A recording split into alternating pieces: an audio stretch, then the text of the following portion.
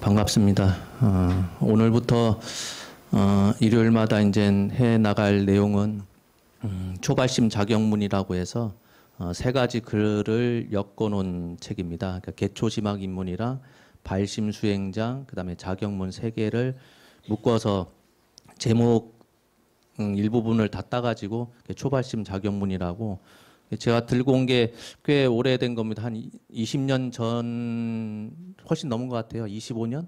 그건 30년 가까이 된 책인데, 제가 좋아하는 책입니다. 이렇게 뭐 붓글씨로 이렇게 한글로 이렇게 이쁘장하게 잘 쓴 건데, 그 옛날에는 이게 서점에서 이런 거를 팔았어요. 제가 구입했던 기억이 2,500원인가 3,000원에 이거를 구입을 했던 걸로 기억하는데, 요즘은 이런 견책으로 된, 한지로 된 책이 나오질 않습니다. 그래서 좀 안타깝기는 하고, 요거는 이제 이것도 사경을 할 수 있도록 책이 이렇게 나왔어요. 그래서 필요하신 분 있으면 저 사무실에 얘기하시면은 아마 그 구입한 원가대로 아마 드리는 것 같아요. 사경 하실 분들께 하시면 되고, 굳이 이렇게 번역본 책을 사서 보실 필요는 없을 듯 합니다. 그 내용 자체가 굉장히 평이하면서 실제로는 누구나 다 아는 내용인데, 놓치고 있는 부분을 이제 찝어서 이러이런 거는 좀 생활하면서 조심을 해야 된다라는 그 경책 글로 되어 있어요. 그래서 오늘 처음 나갈 거는 이제 보조국사 진울 스님께서 쓰신 개초심학 입문, 그러니까 경계한다, 초심, 처음 공부할 마음을 낸 학인들이 경계해야 될 것을 적어놓은 글이다라고 해서 개초심학 입문이라고 이렇게 해요. 보통은 출가를 하면은 옛날에는 이제 강당이라고 해서 강원에 들어가서 스님들이 전문적으로 부처님 말씀을 배우고 공부하고 하는데, 비구계를 받기 전까지는 삼이라고 해서 그 전에는 이제 부처님 당시에는 20살이 되면은 의뢰이 다 비구계를 다 줬어요. 보통 일찍 출가를 하니까. 그래서 그 비구계 받기 전까지 뭐 어떤 분은 1년 기다렸다가 나이 돼서 받는 분 있고, 어떤 출가자는 이제 너무 어려서 출가하다 보니까 5년이고 10년이고 이렇게 삼이 생활로 하다가 20살이 돼서 출가하는 분들도 있죠. 근데 지금은 이제 다들 사회생활 하다가 출가하신 분들이 많다 보니까 어떨 때는 40 넘어서 뭐 50 넘어서도 이렇게 출가를 원하시는 분들이 계시더라고요. 그러다 보니 제가 27살에 출가했는데, 전에는 동진 출가라는 의미가 뭐 10살 전, 뭐 저 노스님 같은 경우도 14살에 출가를 하셨다고 그래요. 그럼 동진 출가하셨다, 어렸을 때 출가했다라는 의미인데, 요즘은 이제 다들 나이가 좀 지긋이 들어서 출가하려는 분들이 많다 보니까 제가 27살에 출가했는데 저보고도 동진 출가했다고 이렇게 말하는 분들이 계시더라고요. 네, 그런 건 아니고, 비국에 받기 이전에 삼이 생활로 있을 때에 반드시 배우는 글이 이 초발심 자격문, 개초심학 입문, 그 다음에 발심 수행장 자격문 세 개를 배웁니다. 근데 보통은 이제 출가하기 전에 행자 생활을 할 때 이걸 다 외우게 시켜요.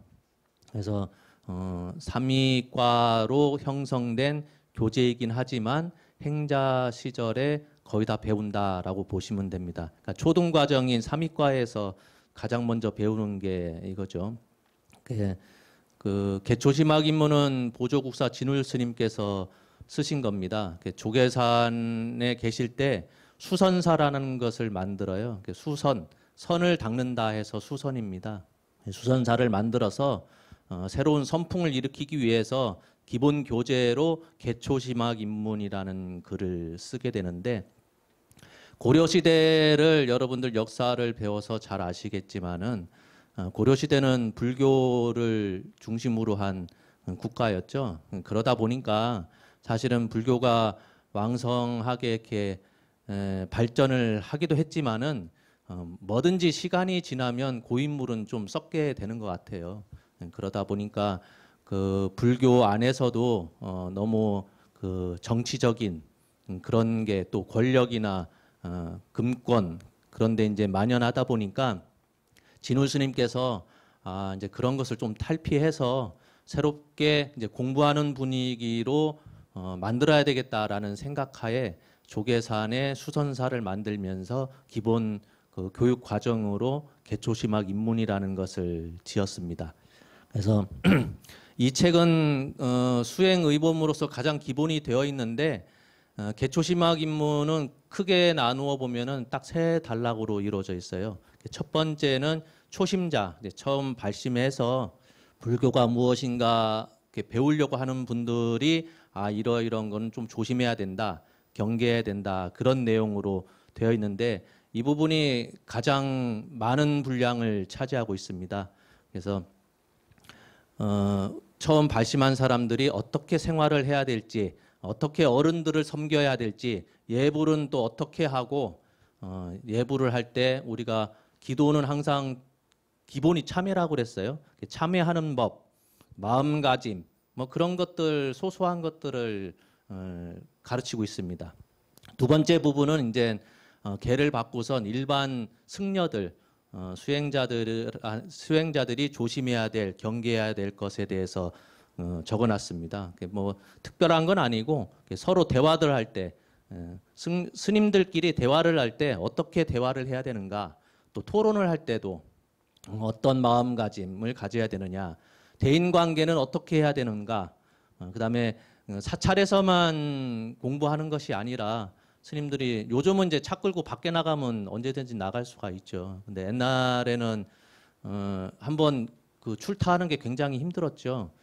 지금 동안거 기간인데 하한거 뭐 90일, 동안거 90일 동안에는 사실은 산문 출입을 못하게 되어 있어요.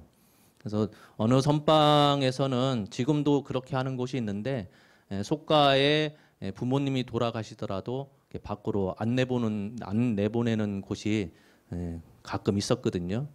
그래서 이제 나가면은 그 동안거나 하한거는 이제 다시 못 들어오도록 그렇게 그 규율을 만들어 놓은 곳도 있었어요.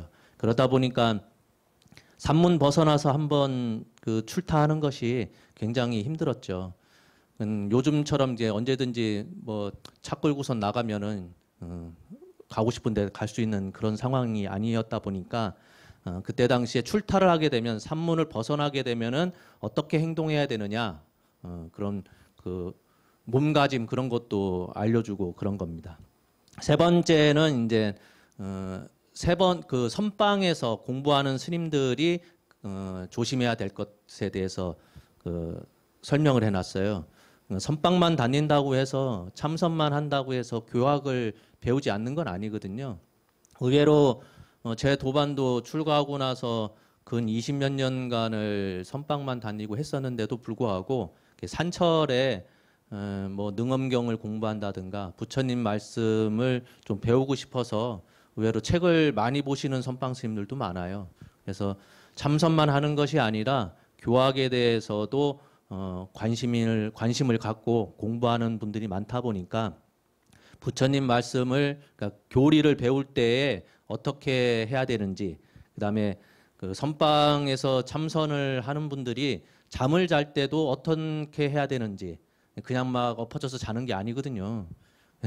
그래서 수면 잠잘 때도 어떻게 무엇을 좀 조심해야 되는가, 또 청법 어른 스님들한테 법을 청할 때도 그냥 그 막무가내로 청하는 것이 아니라 어떠한 그런 예의를 갖추어서 법을 청해야 되는 방법, 그다음에 공부할 때도 정진하는 방법, 그다음에 발언, 서원을 세울 때도 그냥 그 일반 제가자들이 생각하듯이 그냥 우리 집안 잘 되자, 나 하나 뭐 잘 먹고 잘 사자 그런 소원이 아니라 발언할 때도 어떤 내용으로 발언을 해야 그게 수행자로서 올바른 자세인가라는 거에 대해서 잘 설명을 해놨어요. 그리고 이제 출가 스님들이다 보니까 율을 어떻게 지켜야 될지, 선을 닦을 때에 사람들이 경전이나 또 아니면 어른 스님들에 대해서 가르침에 대해서 어떻게 잘 받아들여야 될지 그런 마음가짐에 대해서 설명을 해놨습니다. 그러니까 딱 개초심학 입문은 세 단계로 되어 있죠. 초심자를 위한 부분, 그 다음에 출가한 스님들이 대중생활하는 가운데 화합을 어떻게 해야 될까. 그 다음에 마지막 세 번째는 선방에서 참선 수행하는 사람들이 지켜야 될 것들에 대해서 적어놨습니다. 그래서 진울 스님이 고려시대 스님이다 보니까 그때 수선사에서 만든 글이긴 하지만은 이게 전국적으로 퍼지게 된 거는 그 조선 초기 1397년에 상총이라는 상총 스님이 태조의 명을 받아서 전국 사원에다가 일괄적으로 뿌리게 됩니다. 개초심학 입문을. 그러니까 말 그대로 그 대중생활할 때 지켜야 될 청규처럼 이 정도는 다들 배우고 지켜야 되지 않겠느냐라는 뜻에서 조선 초기 때 각 선원에 이제 다 배포를 하게 되죠. 첫 구절이 간단합니다. 글 자체가 짧으면서도 초심지는 수월리하고 하고 친근현선하야 수오개십계 등하야 선지지범개차홀이라. 이게 첫 문장이에요. 처음 발심해서 공부하려고 마음을 낸 초심자는 뭐 해야 되느냐? 반드시 뭘 해야 되느냐?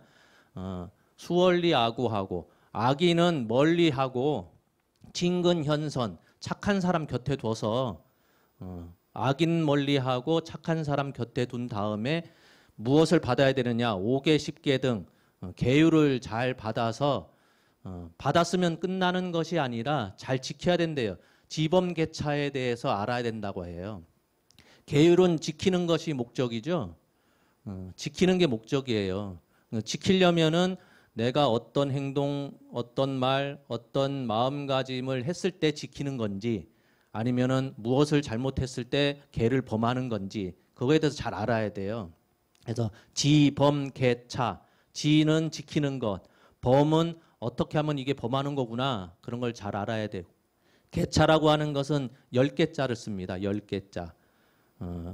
계율이라고 해서 반드시 지켜야 되는데 때에 따라서 범할 수밖에 없는 상황이 있죠. 제가 가끔 그 예를 드는 게 그거 무건수행. 불이 났는데 불 났다고 소리 질러야 되잖아요. 그렇죠? 불이 났는데 나 무건수행 중이니까 입 다물고 가만히 있어야 돼. 119 전화해서 불 났다고 신고를 해야 되는데 거기에 대해서 전화기에 대고서 모수부호로 뚝뚝뚝 두들길 것도 아니고 그런 것처럼 계율은 반드시 지켜야 되는 거지만 상황에 따라서 어쩔 수 없이 범해야 될 때가 있죠. 그걸 계라고 그래요. 10개자 해서 범위를 확장시킨다. 요거는 반드시 지켜야 돼 했는데 상황에 따라서 그 여유를 이렇게 두는 거죠. 두는 거고 또 어떤 거는 차라고 하는 것은 막을 차자입니다. 막을 차. 무엇을 막느냐? 범하더라도 그냥 무턱대고 다 범하는 게 아니라 내가 범하는 줄을 알아야 되잖아요. 무엇 때문에 어쩔 수 없이 범하는 줄을 본인 스스로 알아야 되는데 그런 걸 모르고선 그냥 상황 따라서 그때그때 유도리 있게 하면 된다라는 생각하에 아무 때나 자기 입맛에 맞게 범했다 지켰다 그렇게 해서는 안 되죠. 그래서 그런 경계를 분명히 잘 알아야 된다는 뜻에서 지범개차라는 말을 쓰는 거죠.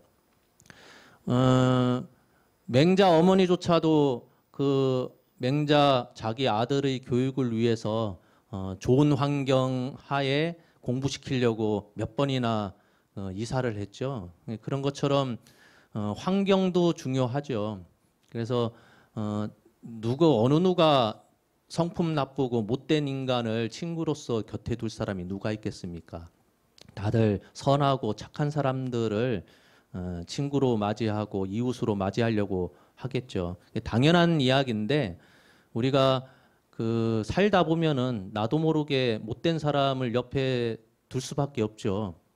내가 두고 싶어서 두는 게 아니라 그 사람들이 내 곁에 많이 달라붙죠. 근데 그런 사람들을 나도 멀리하고 싶지만 자꾸 달라붙는 걸 어떻게 하겠습니까? 그래서 옛말에도 반면교사라는 게 있어요. 친구가 친구이긴 하지만 참 못된 짓 많이 하고 말도 험악하게 하고 생각도 삐뚤어져 있는 그런 사람을 볼 때 아, 나는 저렇게 하지 말아야지라고 생각하면 되는 거거든요. 습관적으로든 어쨌든 악인을 멀리하고 착한 사람을 곁에 두는 건 당연한 이치인데 사실은 그 이면에 다른 내용이 있습니다. 무슨 내용이냐면은 우리가 어떤 물건이든지 어떤 뭐 사람이든지 어떤 상황이든지 모든 것을 생각할 때 장단점이 다 있습니다. 여러분들 그 부자로 사는 걸 다 좋아하잖아요. 그렇죠? 돈 저도 좋아하죠. 돈만 있으면은 쓸 데가 얼마나 많겠습니까? 근데 금력과 관련돼서 장점을 얘기하라 할 것 같으면 끝없이 얘기할 겁니다. 돈 많으면 뭐도 하고 뭐도 사고 말 그대로 그동안에 남들한테 좀 그 쪼잔한 소리 들었는데 친구들한테 그 많이 베풀기도 하고 전혀 모르는 사람 있으면은 어려운 사람 있으면은 언제든지 도와주고 싶고 그놈의 돈이 없어서 못할 뿐이죠. 돈에 대해서 장점을 얘기할 것 같으면 끝도 없는데 그 과정 중에서 단점을 얘기하면은 또 얘기할 수가 있죠. 그렇게 좋다고 하는 돈인데도 불구하고 단점이 분명히 있어요. 고급차가 좋다 하지만 장점은 많죠. 고급차 타면 남들 시선도 좀 받고 또 편안하게 탈 수 있고 하지만은 또 장점 이외에 단점을 또 얘기하자 그러면 운영비도 많이 들고 기름값 많이 들고 또 누가 옆에 옷깃이라도 스치면은 내 차 기스났나 안 기스났나 걱정도 되고 눈 많이 오면은 아이고 그 얼음 때문에 염화칼슘 때문에 차 상하는 게 아닌가 걱정되고 그러니 모든 것은 동전의 양면처럼 장점과 단점을 다 가지고 있다는 거예요. 근데 사람 마음도 그렇다는 겁니다. 글자 그대로 악인 멀리하고 착한 사람 곁에 두자 하지만 그 이면에는 우리 마음속에 긍정적인 생각을 하면은 내가 그동안에 좋았던 일들, 내가 누구를 도와서 기분 좋았던 일들 그런 걸 생각할 수 있는데 내 마음속에서 부정적인 것을 생각하면 맨날 사업 실패했던 거 옛날에 힘들었을 때 내 남편이 위로 못 해주고선 그것밖에 못하냐고 이렇게 핀잔 줬던 거 지난날에 내가 실수해가지고 삶이 엉망이었던 거 그런 안 좋은 것들만 계속 기억에 떠올리죠. 그럴 필요가 없다는 거예요. 악인 원리 선인을 가까이 하란 뜻은 그냥 말 그대로 친구를 잘 사귀라 그런 얘기가 아니라 내 마음속에서 부정적인 생각하지 말고 긍정적인 생각하라는 거예요. 같은 상황이지만 어떤 사람들은 긍정적인 생각을 해서 앞으로 어떻게 하면 잘 살아볼까 그런 생각을 하는 반면 어떤 사람들은 아이고 나 이제 끝나버렸네 그냥 망쳤네 그냥 주저앉는 사람들 많죠. 그러니까 그럴 필요가 없다는 거예요. 마음 안에서 내가 긍정적인 생각을 하면 상황이 뭐 당장에 바뀌진 않겠지만 세상을 대하는 내가 바뀌니까 마음가짐이 달라지니까 그래서 개초심학 입문에서의 첫 글이 수월리하고하고 친근현선하라 그 말은 친구 얘기도 있지만은 내 마음 속에서 항상 그 긍정적인 생각하라 그런 뜻이거든요. 그 아프리카의 어느 부족은 모든 사람이 우울증에 걸리는가 봐요. 그 부족 안에서는 우울증이 걸리면은 그 부족의 그 주술사라고 하죠. 치료사가 네 가지를 묻는답니다. 뭘 묻느냐면은 첫 번째가 마지막으로 노래한 적이 언젠가. 두 번째 질문이 마지막으로 춤춘 적이 언젠가. 세 번째가 마지막으로 자신의 이야기를 이야기한 적이 언젠가. 마지막으로 네 번째 묻는 것이 고요히 앉아 있었던 적이 언젠가. 그 네 가지를 묻고선 그런 행동을 한 지 오래됐다면은 지금이라도 하라는 거예요. 지금이라도 혼자서 노래라도 부르고 벽 보고선 자기 이야기라도 하고 고요히 앉아서 자기 내면을 한번 살펴보고 일어나서 자기 방에서 춤이라도 한번 춰보고 그렇게 해야 자기 안에 부정적인 것이 날아간다고 그렇게 받는가 봐요. 그래서 그 뭐 아프리카라고 해서 아 우리보다 못 사는 사람들이 뭘 알겠어가 아니라 오랜 세월 동안 그 사람들도 터득한 바가 이렇게 우울증에 걸린 사람들이 평소에 이런 거를 가까이 안 하다 보니까 그런 사람들이 우울증에 많이 걸린다는 걸 본인들도 알았겠죠. 그래서 항상 이 네 가지를 질문한답니다. 마음속으로 아무리 긍정적인 것을 생각한다 하더라도 사실은 몸이 따라주지 않으면 바뀌지가 않거든요. 머릿속에서는 나 긍정적인 사람이야 라고 별 문제 없어 하지만 그건 머릿속에서 생각한 거지 마음이 바뀐 게 아니거든요. 그래서 마음이 바뀌기 위해서는 일단은 귀찮아도 몸이 움직여야 돼요. 내성적인 사람들은 남 앞에서 춤추라고 하면 못 추죠.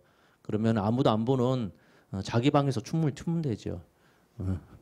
자기 방에서 노래라도 흥얼흥얼거리고 그리고 뭐 전화상으로 누구한테 전화할 건 아니지만 전화 걸었다 생각하고선 자기가 그동안 오늘 있었던 일에 대해서 자기 감정에 대해서 이야기를 하고 고요히 침대에서 앉아서 오늘 하루 어떻게 지냈는지 곰곰이 뭐 꼭 명상이 아니더라도 그렇게 앉아서 자기 내면을 한번 들여다보고 그러면은 내 안에 있는 그런 부정적인 것들이 사라진다고 받는가 봐요. 그래서 내 마음 속에서 긍정적인 생각을 항상 하면서 뭘 해야 되냐? 사람은 규범과 규율을 지켜야 되는 거예요. 그래서 5개, 10개 그런 것들 비구는 250개, 비구니는 500개를 받아서 그런 것을 잘 지키되 뭘 알아야 되느냐? 지키는 것이 뭔지, 범하는 것이 뭔지, 여유롭게 열어서 세상을 구하는 방향이 뭔지, 또 잘 막아서 내가 어느 선까지 지키고 범해야 되는 그런 기준에 대해서 잘 알아야 된다는 겁니다. 5개는 여러분들 뭐 다 아시는 바죠. 뭐 술 먹지 마라, 뭐 훔치지 마라, 살인하지 마라, 도둑질하지 마라, 뭐 음행하지 마라, 뭐 그런 건데 그 3위 10개라는 게 있어요. 그 개를 받게 되면 3위가 되는데 3위는 10가지 개를 지키게 되어 있습니다. 그러니까 지금 말한 5가지 개에다가 또 뭐가 있냐? 6번째가 꽃으로 몸을 장식하거나 향기 바르지 마라라는 게 있어요. 그러니까 그 화장품 바르지 마라 그런 게 아니라 그 향수 같은 거 남들한테 잘 보이기 위해서 치장하지 말라가 그 6번째 개예요. 꽃 같은 거 장식품으로 이렇게 몸 치장하는 거 있잖아요. 그래서 승복도 사실은 그냥 몸만 가리면 되는 옷인데 뭐 비단 옷으로 그렇게 할 필요 없다는 겁니다. 요즘 들어서는 원체 다양한 천이 나와서 승복도 이렇게 어떤 분들을 보면은 너무 다려가지고 뭐 옆에 가면 베일 정도로 그렇게 빳빳하게 다리고 하는데 그렇게 몸치장 남들 보이기 위해서 몸치장하지 말라는 거예요. 스님들 사이에서도 깔끔을 잘 떠는 사람이 있어서 어떤 스님은 흰 양발 이외에는 신지 않는 분들도 제가 봤어요. 그 승복도 그 먹물옷이라고 해서 이렇게 물들여 가지고 회색 옷을 입는데 그분은 점점점 옷 색깔이 하얗게 밝아지더라고. 그 멀리서 보면은 그 옛날 선비들이 입고 있는 하얀색 그 옷 있잖아요. 그런 것처럼 승복이 회색이 아니라 백색으로 점점 가는 분들도 있는데 그렇게 몸 치장하듯이 꽃이나 장식품 갖고선 내 몸을 치장하거나 향수 같은 거 그런 거 몸에 바르지 말라는 거죠. 7번째가 스스로 노래 부르거나 춤추지 말래요. 우리는 다 우울증 걸릴 판이야. 그리고 그런 장소에 가지 말라고 그래요. 넘들 이렇게 행사했을 때 춤추고 노래 부르는 그런 신나는 장소 있잖아요. 그런데 웬만하면 가지 말라는 겁니다. 출가하고 나서는. 근데 지금은 이제 세상이 달라져서 사찰 안에서 이제 산사음악회 해가지고 춤추고 노래 부르고 할 판인데 그때 당시에는 이런 일이 극히 드문 일이죠. 고려시대 때 어디 춤추고 노래 부를 만한 그런 일들이 얼마나 자주 있겠습니까? 그러니 굉장히 특별한 일인데 스님들 그런 데 가서 기웃기웃 거리지 말라는 거예요. 그게 7번째 계입니다. 8번째는 높고 큰 의자, 넓은 평상 위에 앉지 말아라. 왜 그러는 줄 아세요? 그 높고 큰 거, 넓은 평상 얘기하니까 아이 스님들 큰 스님들 보니까 그 뭐라고 하죠? 법상에서 지금은 저는 의자에 앉아 있지만은 이거보다 더 높은 데 만들어 가지고 올라가서 법문하시고 하잖아요. 근데 그런 걸 얘기하는 게 아니라 이거는 이제 옛날 그 고려 시대 때 만들어진 글이니까 그 어디 외출할 때도 가마 타는 거 있잖아요. 가마. 그때 당시에는 큰 스님 소리 들으면 국산이 뭐 법산이 하면 나라에서 가마를 태워가지고 모시고 다니고 했거든요. 그러니까 그 먼데 갈 때 그렇게 일반 서민들도 탈 수 없는 양반들도 극히 타기 힘든 그런 높고 큰 화려한 가마에 타가지고 이동하지 말라는 뜻이에요. 그리고 한편으로는 이런 높고 큰 의자라고 하는 것은 명예에 집착하지 말라는 뜻이거든요. 그러니까 나를 높이게 되면 내 스스로가 그런 위치에 서서 높아졌으면 상관이 없는데 내가 그런 그릇이 아닌데 그런 장소에 가게 되면 제가 항상 얘기한 바가 뭐였죠? 과하면 하늘이 덜어낸다. 복이 과하면 복이 행운이 많아서 좋습니다라고 하지만 그게 아니라 복이 많으면 내가 감당하지 못할 복이 많으면 하늘이 다 덜어낸다 그랬어요.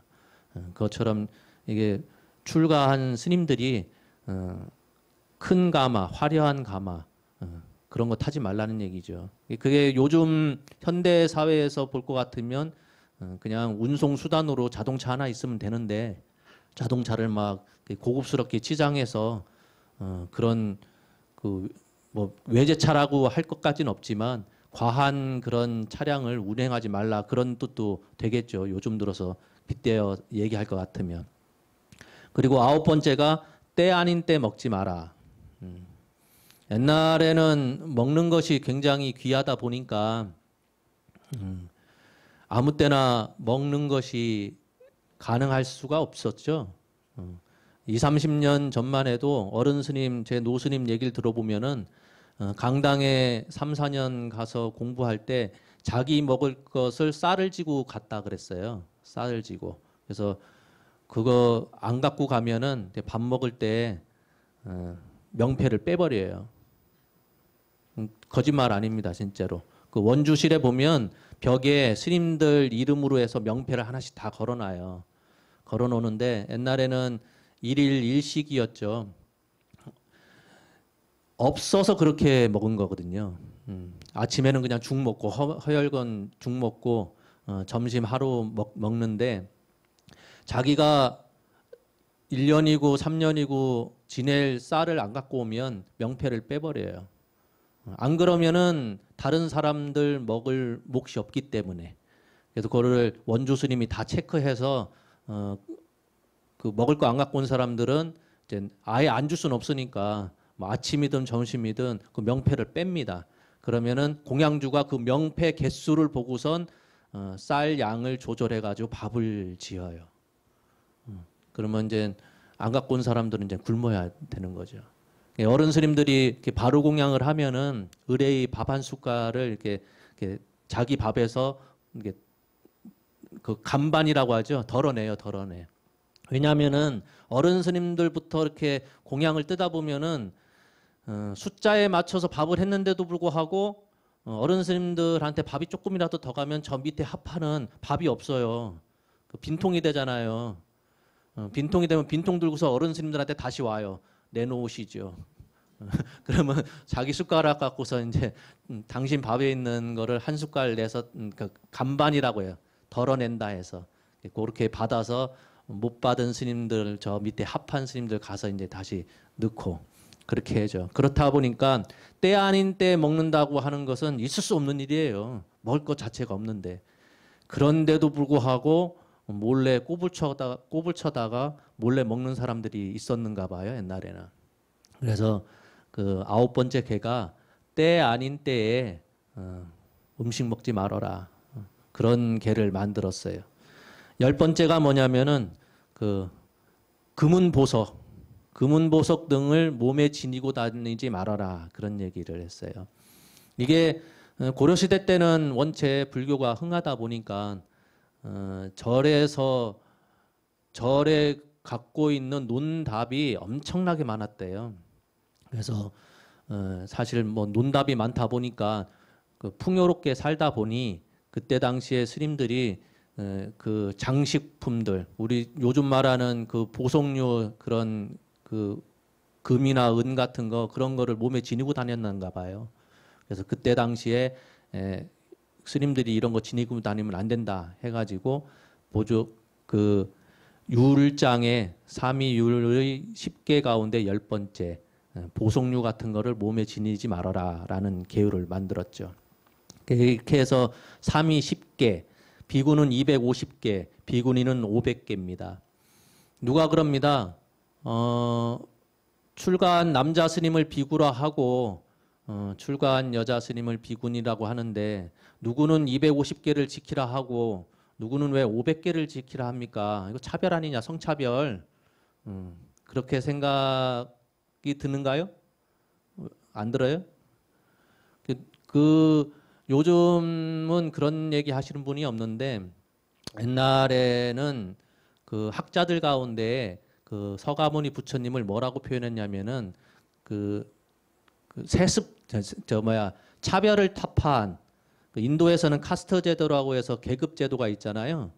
계급 제도를 타파한 혁명가다 그렇게 표현하시는 분들이 있어요. 근데 그거는 사실 아니에요. 서가모니 부처님께서 당신이 살고 있는 인도라고 하는 국가의 오랜 전통으로 내려온 카스트 제도를 당신이 이런 건 없애야 됩니다. 우리 불교 집단 안에서는 계급이 없습니다라고 대놓고 말씀하신 분이 아니거든요. 무슨 뜻이냐면은 그런 계급을 벗어나는 방법은 딱 한 가지입니다. 죽으면 돼요. 사망 선고를 받으면 그 사람은 차별이라고 하는 것이 없어요. 근데 출가한 사람들, 사문으로서 이제 집안을 벗어나서 공부하겠다고 출가한 사람들이 말 그대로 사망 선고 받은 거나 같은 그렇게 인식이 됐어요. 인도 사회에서는. 그러니 출가한 사람은 살아있는 사람들이 지켜야 될 계급의 그런 규칙을 지킬 필요가 없는 거예요. 무슨 뜻인지 아시겠죠? 그러다 보니 불교 안에서 부처님 계받고 출가한 사람들은 카스트 제도라고 하는 것을 지킬 필요도 없고 또 그런 그 사회에서 생각하는 그런 그 차별적인 대우를 받을 이유가 없죠. 근데 왜 비구는 250개를 받고 비구니 스님은 500개를 왜 받아야 되느냐? 평등해지기 위해서. 사람의 몸뚱아리라고 하는 것은 똑같은 몸뚱아리인데도 불구하고 제약이 많아요. 제약이. 그렇죠? 제약이 없을 수가 없어요. 같은 남자라 하더라도 나이에 따라서 다르죠. 무릎이 나이가 뭐 7, 80 됐는데 무릎이 안 아프다 다 거짓부렁이죠. 남녀의 성이 다름으로 해서 몸이 갖고 있는 제약이 참 많아요. 내가 아무리 똑바로 행동하고 똑바른 생각을 갖고 사회 규범 잘 지키면서 산다 하더라도 몸이 갖고 있는 제약이 많다 보니 그 말은 또 무슨 얘기냐? 마음속으로 내가 지키려고 하지만은 지킬 수 없는 또 몸이 잘 안 따라주는 그런 일들이 많거든요. 그러다 보니 부처님께서 여성이 출가를 해서 비구니가 됐을 때 의외로 남자들이 출가를 해서 그 일어나는 그런 번뇌보다 여성분들이 출가해서 비구니가 됐을 때 일어나는 장애가 많다 보셨는가 봐요. 실제로 그렇고 그러다 보니 세세하게 비구니 스님들이 지켜야 될 것들을 더 나열한 것뿐이지 250개, 500개 그 계율 숫자가 지켜야 될 게 너무 많다고 해서 차별을 둔 건 아닌 거죠. 그렇게 해서 첫 귀절이 악인을 멀리하고 착한 사람 가까이 두되 무엇을 규범을 잘 받아서 규범을 잘 지키면 참 좋겠지만 때에 따라서 사람들한테 도움을 줘야 할 때는 어쩔 수 없이 개를 파하는 것. 어떨 때 이게 개를 파하는 건지 어떨 때 개를 막고선 잘 지켜야 되는 건지를 잘 알아야 된다라는 게 계초시막 입문의 첫 번째 귀절입니다. 다음 주부터는 그 뒷부분도 나갈 텐데 사실 내용 자체가 여러분들 뭐 사경본에 보면은 한문으로도 사경을 할 수가 있고 그 옆에 해석도 같이 되어 있어요. 읽어 보시면은 아 너무나 평이하다라는 느낌을 받으실 거예요. 뭐 이런 것까지 일일이 적어서 경계를 해야 될까라고 의아해 하시는 분들이 있는데 한편으로 또 생각을 해보면 이런 평범한 것조차도 내가 지키지 못하고 있었구나라는 생각이 들 겁니다. 너무 당연한 건데 지키기 힘든 것들 그런 게 참 많아요. 그러니 한번 읽어보시고 옛날에도 글문이 튀은다고 하는 것은 그 한문 공부하면은 그런 게 있어요. 물미가 트인다. 한문을 보고 있는데 그 한자도 잘 모르는데 한자 보자마자 이렇게 무슨 뜻인지 해석이 되는 사람들은 극히 드물죠. 그런 사람들 거의 없어요. 그러다 보니까 책을 이거 다 보면은 다른 책도 보고 또 다른 책 보다가 또 공부가 또 잘 안 된다 싶으면 또 다른 책 보고 그러는데 옛날에 어른 스님들께서도 그런 말씀 많이 하셨거든요. 쉬운 글, 익숙한 글을 자주 봐라. 그러니까 한번 쑥 보면은 아 별거 아닌 내용인데라고 생각이 드는데 그거를 10번이고 20번이고 계속 읽으면 그 이면에 드러내고자 하는 알려주고자 하는 내용들이 글자상으로는 안 나타나지만 느낌으로 내가 알게 되는 때가 있어요. 그런 거를 이제 알게 되면 그때부터 물미가 튀었다 그래요. 글을 보면은 겉표면에서 글이 전달하고자 하는 내용도 있겠지만은 그 이면에 글로써 표현은 안 했지만 드러내고자 하는 알려주고자 하는 내용이 분명 있잖아요. 그런 것이 이제 내 눈에 들어온다는 거예요. 그러면은 책 보는 재미가 있죠. 그래서 자꾸 여러 책을 보지 마시고 익숙하고 편안한 책을 자주 보시면 여러분들 스스로가 글 보는 재미가 나지 않을까 그런 생각이 듭니다. 오늘 첫 시간이라 짧게 하려고 했는데 결국은 또 30분 넘기게 됐습니다. 감사합니다.